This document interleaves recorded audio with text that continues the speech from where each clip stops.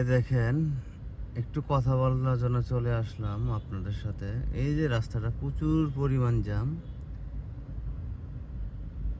আমি ভাবছি হয়তো সামনে কোনো দুর্ঘটনা অথবা অন্য কিছু হয়েছে। আসলে কিছুই হয় নাই। এত পরিমাণ জ্যাম, আমার রোজার স্কুলে যেতে সর্বোচ্চ 3 থেকে 4 মিনিট লাগে, আজ 5 মিনিট। তো আজকে আধা ঘন্টা পার হয়ে গেল গা, কিন্তু আসলে প্রায় ধরা গেলে নেড়েই দিয়েছে 9টা বাজে বরাবর।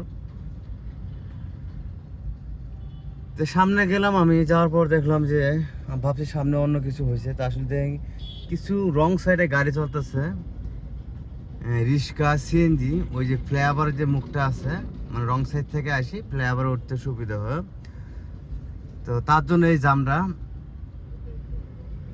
তো আমি ভাবি যে ফ্লাইওভারের গুলো কোনো সার্জেন্ট, পুলিশ, কোনো আইনগত ব্যবস্থা নেই, তার জন্য এই অবস্থা।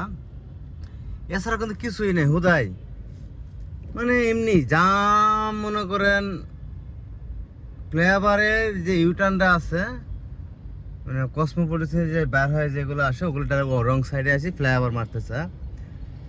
শুধু ফ্লাইওভারের সুবিধাটা নেওয়ার জন্য তারা রং সাইডে আসে, অল্প একটু জায়গা তো এখানে আসি সব গাড়িগুলো জাম বাজায় দেয়।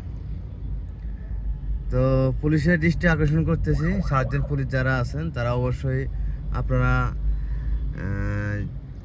2 নম্বর গেট যে ফ্লাইওভার হাতিলের সামনে,